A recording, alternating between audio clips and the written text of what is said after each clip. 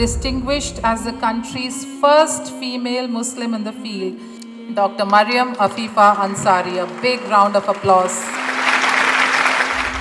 ఈ వీడియో అమ్మాయిలు ఉన్న ప్రతి ముస్లిం తల్లిదండ్రులు చూడాలి.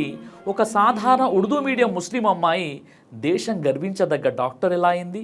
ఒక ముస్లిం తల్లి తన బిడ్డను చదివించాలనుకోవడం అది కేవలం విద్య కాదు, ఆమె భవిష్యత్తులో ఎవరి ముందు తలదించుకోనివ్వని రక్షణ. ముస్లిం అమ్మాయి చదువు ఒక పెట్టుబడి కాదు, ఒక తరానికి ఆశ.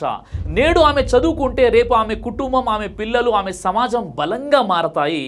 చదువు అందుకున్న ముస్లిం అమ్మాయి తన జీవితాన్ని తాను రాసుకునే హక్కు పొందుతుంది. అక్షరాలు ఆమె భవిష్యత్తుకు రెక్కలవుతాయి. అమ్మాయి చదివితే ఆమె కలలు ఒంటరిగా ఉండవు, వాటిని నెరవేర్చే శక్తి కూడా ఆమెకు తోడు ఉంటుంది. ప్రపంచంతో పాటు మనం కూడా పరిగెత్తాలి, లేదంటే కాళ్ళు ఉన్న కుంటి వాళ్ళమైపోతాం, కళ్ళు ఉన్న గుడ్డి వాళ్ళమైపోతాం, నోరున్న మూగ వాళ్ళమైపోతాం. ఈ కథ పట్టుదలకు నిలువుటద్దాం. మహారాష్ట్రలోని మాలేగావ్ అనే ఒక చిన్న పట్టణంలో ఒక సాధారణ ఉర్దూ మీడియం పాఠశాలలో చదువుకున్న ఒక అమ్మాయి, ఆమె డాక్టర్ మరియం అఫీఫా. ఆమె ప్రయాణం ఎందరికో ఆదర్శం. చిన్నప్పటి నుంచి చదువులో చురుకుగా ఉంటూ 10వ తరగతి ఎంబీబీఎస్, ఎంఎస్, డిఎన్బి, ఎంఆర్సిఎస్ యూకే మరియు అత్యంత కఠినమైనటువంటి ఎంసీహెచ్ న్యూరో సర్జరీలో కూడా గోల్డ్ మెడల్ సాధించి తన ప్రతిభను చాటుకున్నారు. ఆమె ప్రయాణం పూల పాన్పు కాదు, ఎన్నో ఆర్థిక సామాజిక సవాళ్లను ఎదుర్కొన్నారు. అయినా వెనకడుగు వేయలేదు. వైద్య రంగంలోనే అత్యంత క్లిష్టమైనటువంటి న్యూరో సర్జరీని ఎంచుకొని అలుపెరగని కృషితో భారతదేశపు మొట్టమొదటి ముస్లిం మహిళా న్యూరో సర్జన్గా ఆమె చరిత్ర సృష్టించారు. ఈమె విజయం కేవలం ఒక వ్యక్తిగత విజయం కాదు, పూర్తి మహిళలకు, ముఖ్యంగా మైనారిటీ వర్గాల అమ్మాయిలకు ఒక గొప్ప స్ఫూర్తి. డాక్టర్ మరియం అఫీఫా. కలలు కనండి, వాటిని సాకారం చేసుకోవడానికి కష్టపడండి అనే సందేశాన్ని ప్రపంచానికి చాటి చెబుతుంది ఈ విజయ గాథ.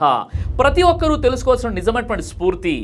భారతదేశంలో ముస్లిం సముదాయం నుంచి తొలి మహిళా న్యూరో సర్జన్గా ఘనత డాక్టర్ మరియం అఫీఫా అన్సారీకి దక్కింది. Trail blazing Indian neurosurgeon, distinguished as the country's first female Muslim in the field, is inspiring so many women to do the same.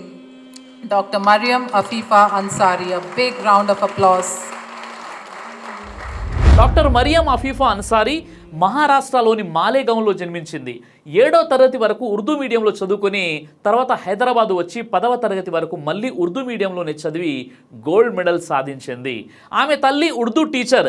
Single పేరెంట్గా హఫీఫాను పెంచింది.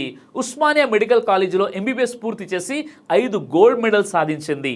హఫీఫా మరియు మహారాష్ట్రలోని మాలేగావ్లో అక్కడే 7వ తరగతి వరకు ఉర్దూ మీడియంలో చదువుకుంది. తల్లి ఉర్దూ టీచర్. ఆమె సింగిల్ పేరెంట్గా తన కుమార్తెను పెంచడానికి సిద్ధపడి హైదరాబాద్ వలస వచ్చింది. అక్కడే 10వ తరగతి వరకు మళ్ళీ ఉర్దూ మీడియంలోనే చదివి టాపర్గా నిలిచి గోల్డ్ మెడల్ సాధించింది. మరియం హఫీఫా డాక్టర్, కానీ ఆమెకు సైంటిస్ట్ కావాలని కల ఉండేది. సైంటిస్టు అవ్వాలి అనుకున్న కలను పక్కన పెట్టి డాక్టర్ కలను గట్టిగా పట్టుకుంది. నా ఒంటి మీద తెల్ల కోటు, మెడలో సెటస్కోప్ ఉండాలి, నన్ను అందరూ డాక్టర్ హఫీఫా అని పిలవాలి అనుకున్నాను అంటుంది మరియం. కానీ మెడిసిన్ చదివించే స్తోమత వాళ్ళ తల్లికి లేదు. బాగా చదువుకుంటే తప్ప ఉచిత సీటు రాదు. దాంతోపాటు ఉర్దూ మీడియంలో చదవడం వల్ల ఇప్పుడు కొత్తగా ఇంగ్లీష్ మీడియంకు అలవాటు పడాలి. అందుకే రేయింబౌలు చదివేది మరియం. 10th అయిపోయిన తర్వాత హైదరాబాద్లో ఇంటర్ విద్యార్థుల ఎంట్రన్స్ కోసం టాలెంట్ టెస్ట్ పెడితే టాపర్గా వచ్చింది. దాంతో ఒక కాలేజ్ వాళ్ళు ఇంటర్లో ఫ్రీ సీట్ ఇచ్చారు. ఆ తర్వాత మెడిసిన్ ఎంట్రన్స్లో ఏకంగా 99వ ర్యాంకు సాధించింది. ఉస్మానియాలో ఎంబీబీఎస్ చదివింది. ఎంబీబీఎస్లో ఆమెకు 5 గోల్డ్ మెడల్స్ వచ్చాయి. ఆ తర్వాత పోస్ట్ జనరల్ సర్జరీలో గ్రాడ్యుయేషన్ చేసింది. ఆ తర్వాత లండన్లో FRCS పూర్తి చేసింది. 2020లో మళ్ళీ పోస్ట్ గ్రాడ్యుయేషన్ ఎంట్రన్స్ రాసి 137వ ర్యాంకు సాధించి న్యూరో సర్జరీ విభాగాన్ని తీసుకుంది.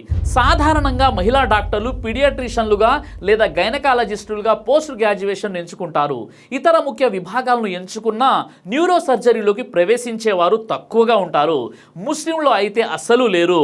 ఆ అడ్డంకిని దాటి న్యూరో సర్జన్ అయ్యింది మరియం అఫీఫా. డాక్టర్ మరియం అఫీఫా అన్సారీ భారతదేశంలో ముస్లిం సమాజానికి చెందిన తొలి మహిళా న్యూరో సర్జన్ ఘనతను సాధించడం సమాజంలో మహిళలకు, ముఖ్యంగా ముస్లిం మహిళలకు ప్రేరణ కలిగించడమే కాదు, ఆత్మవిశ్వాసానికి, కృషికి ఉదాహరణగా నిలిచింది ఆమె.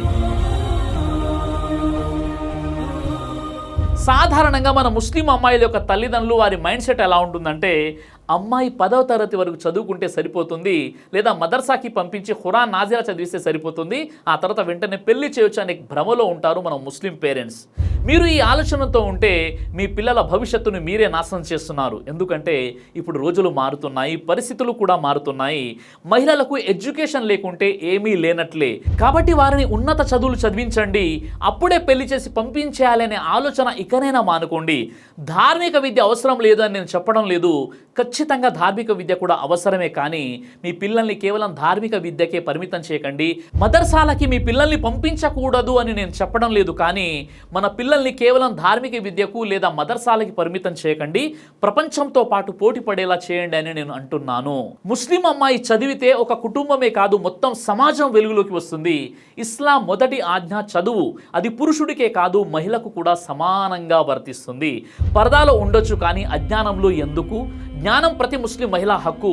చదువుకున్న ముస్లిం మహిళ ఒక ఇంటి గర్వం, ఒక జాతి బలం. తలుపులు మూసి ఉంచితే భవిష్యత్తు చీకటిగా మారుతుంది, చదువు తెరిచిన ప్రతి తలుపు కాంతి వైపు తీసుకెళ్తుంది. చదువు హిజాబ్ను తగ్గించదు, అసలు హిజాబ్కే గౌరవం తెచ్చేది చదువు. పుస్తకం చేతిలో ఉంటే సమస్య ఏదైనా వచ్చినా తలెత్తుకుని ఎదుర్కోగల ముస్లిం మహిళ అవుతుంది ఆమె. ఇల్లు కట్టేది ఇటుకలు, భవిష్యత్తు కట్టేది చదువు. ముస్లిం మహిళ చదువుకుంటే దౌర్బల్యం కాదు, శక్తి మాట్లాడుతుంది. మహిళను చదివించండి, ఆమె ఒక తరాన్ని చదివిస్తుంది. మీకంటూ ఒక లక్ష్యం పెట్టుకుని పనిచేయండి, లేకపోతే వేరే వాళ్ళ లక్ష్యం కోసం పనిచేయాల్సి వస్తుంది. సూర్యుడి కంటే ముందు ఎవరు నిద్రలేస్తారో వారే విజయం సాధిస్తారు. ప్రపంచం గురించి పట్టించుకోకండి, మీరు ఏం చేసినా చేయకపోయినా విమర్శించడమే వారి పని.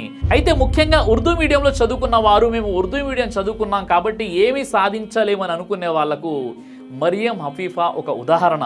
కాబట్టి మీకంటూ ఒక లక్ష్యం ఉంటే ఉర్దూ మీడియం అయినా తెలుగు మీడియం అయినా మీ లక్ష్యాన్ని ఏది ఆపలేదు. దానికి కావాల్సింది బర్నింగ్ డిజైర్, అంటే రగిలే తపన. అది ఉంటే గవర్నమెంట్ స్కూల్ అయినా ప్రైవేట్ స్కూల్ అయినా పేరెంట్స్ కట్టిక పేదరికంలో ఉన్నా నీ లక్ష్యాన్ని నువ్వు చేరుకుంటావు. మరి ఆ బర్నింగ్ డిజైర్ నీలో ఉందా? ఒకవేళ ఉంటే నాలో ఉంది, నేను సాధిస్తానని కామెంట్ చేయి. దేవుడు ఖచ్చితంగా నీకు సపోర్ట్ చేస్తాడు. దైవ ప్రవక్త ముహమ్మద్ సల్లల్లాహు అలైహి వసల్లం వారు తెలియజేశారు, కడుపుకు సంబంధించినటువంటి అన్ని రకాల వ్యాధులకు అద్భుతమైనటువంటి ఔషధం తల్బీనా. ఇది దైవ ప్రవక్త వారి సున్నత్, మంచి ఆహారం, ఇమ్యూనిటీ బూస్టర్, ఇందులో షిఫా ఉంది. ఇది మంచి ఔషధంగా కూడా పనిచేస్తుంది. కాబట్టి పిల్లలు అయినా పెద్దలు అయినా ఎవరైనా దీనిని ఉపయోగించవచ్చు. అలాగే ఖురాన్లో దైవం తెలియజేశాడు, తేనెలో మీకు స్వస్థత ఉంది అని. కాబట్టి స్వచ్ఛమైనటువంటి ఫారెస్ట్ హనీ కోసం మీరు సంప్రదించండి. అలాగే పురుషుల కోసం ప్రత్యేకంగా తయారు చేయబడినటువంటి షాహీ హల్వా, ఇది లైంగిక సమస్యలను దూరం చేసి శృంగార సామర్థ్యాన్ని పెంచుతుంది, మీ దాంపత్య జీవితంలో మంచి అనుభూతినిస్తుంది. ఇందులో ఎలాంటి సైడ్ ఎఫెక్ట్స్ లేవు. ఇది కంప్లీట్గా హెర్బల్ ప్రొడక్ట్స్ తో తయారు చేయబడినటువంటిది. కాబట్టి స్క్రీన్ పై కనిపిస్తున్నటువంటి ఈ నెంబర్స్ కి కాల్ చేసి మీరు ఇప్పుడే ఈ ప్రొడక్ట్స్ ని ఆర్డర్ చేసుకోవచ్చు. కొరియర్ ఫెసిలిటీ కూడా ఉంది. ఆలస్యం ఎందుకు, వెంటనే ఆర్డర్ చేయండి.